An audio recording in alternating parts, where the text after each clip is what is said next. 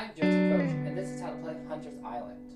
Hunter's Island is part of the game series Hunter's Island. There's Hunter's Island the original one, there's Hunter's Island Zombies, and Hunter's Island Thieves. If you're a fan of the series, you can buy the Hunter's Island Deluxe, which is all three in one box. So if you haven't bought any of them yet, feel free to buy the complete series. However, you just want to buy one or two of the sets, you can do that also. Alright, so in this tutorial, we're teaching you how to play Hunter's Island. So let's get started. Alright, so when you open up your box for the very first time, you're going to find 4 player tokens. You're going to find 1 turn tracker token. You're going to have 93 game cards, which will include your character cards, and 1 game board. So let's go over the game cards and what you'll find on the cards. On the top, you'll find the title, which is obvious. And then on the left middle side, you'll see either a letter. If you see an A, you know that's an action card. If you see a C, you know that's a character card. If you see an E, you know that's an event card. If you see a G, you know that's a gear card. If you see a W, you'll know that's a weapon card. If you see the word ammo, you know that is an ammo card.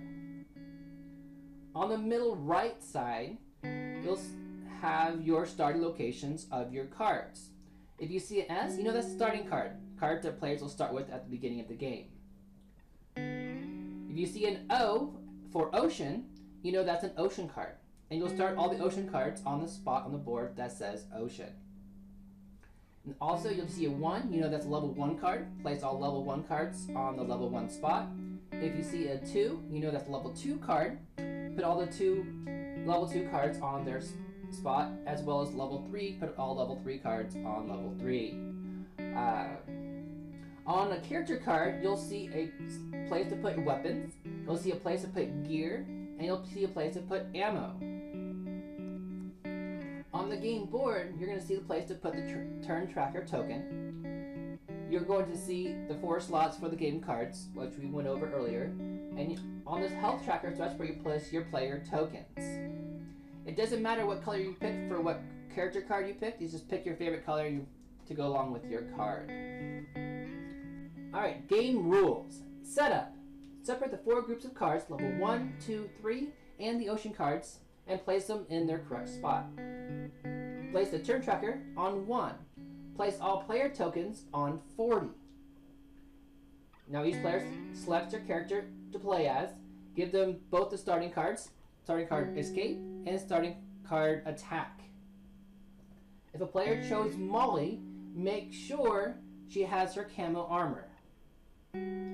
Now choose a player to go first. How to play. On your turn, you can do one of 3 actions. You can search the island, you can go to your storage, or you can attack another player. When searching the island, there are 3 piles of cards you can draw from. There's level 1, which has no dangers. There's level 2, which has animals, and they will attack you if you draw them. And there's level 3. Level 3 cards are the best cards in the entire game, however, comes with great risk.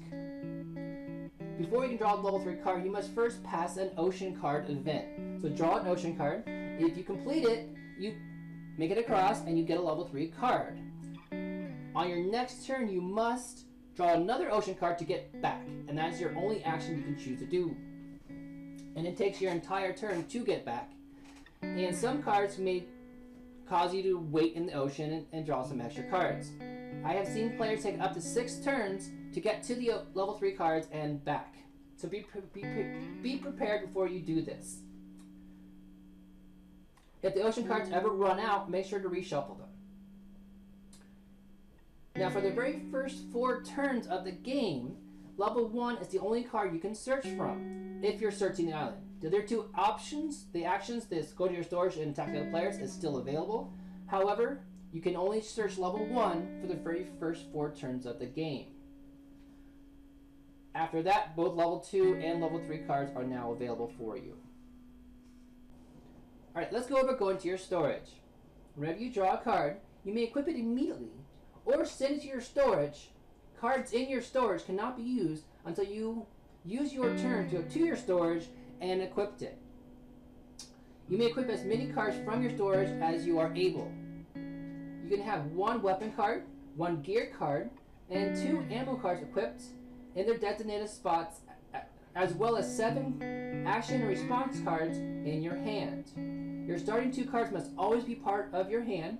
If you equip cards and there's already something there, so if you equip a weapon and you already have a weapon selected to your character, you must discard that card from the game to put on a new card. However, if you've gone to your storage, you can swap them out without any loss. So that's the penalty for drawing a card and equipping immediately. If you have a card there, you're going to lose that card. For the very first few rounds of the game, that will not be an issue. This is more towards the end of the game when you are looking for that one last item and trying to equip it immediately. When you go to your storage, the first attack against you, you cannot respond to except with this card saw you coming. You are vulnerable until your next turn if not attacked. So to clarify this, if you go to your storage until your next turn, if someone attacks you, the very first attack against you, you cannot respond to.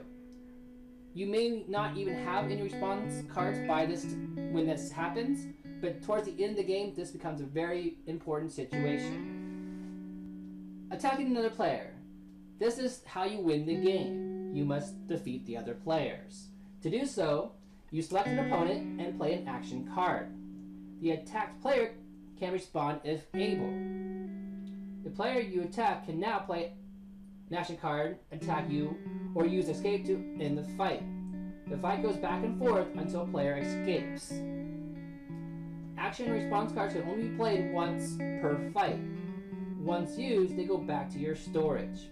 Your starting cards will go back to your hand at the end of the fight. So you will always have your starting card attack and starting card escape always in your hand, however they only can be used once per fight. Once a player loses all their health, they are out of the game. If you are killed by a player, that player may take one of your cards and the rest are removed from the game. If a player is killed by the island, discard all their cards from the game. Once all players have been killed off except for one, the remaining player is the winner. If you enjoyed this game, go to my website, gamingatjoes.com, and look at the other games I have available. Thank you for playing.